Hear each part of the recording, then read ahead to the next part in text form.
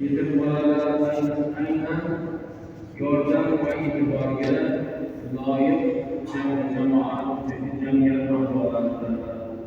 Alloh taolo jamiyatdagi boshqa shaxslarning yetimlarga bo'ladigan munosabatlari, ularning huquqlariga oid usullarni ham Qur'oni Karimda va o'z payg'ambari Muhammad sallallohu alayhi vasallamning hadis shariflari orqali bayon qilib bergan. Yetimlik shariatda balog'at yoshiga yetmasdan otasi vafot etgan bolaga aytiladi.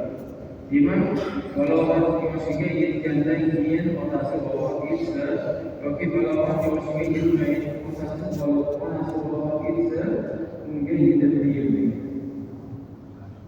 Ma'lumki, dinimiz qoidalariga ko'ra hech kim bo'lmagan yetimlarning homiysi davlatdir.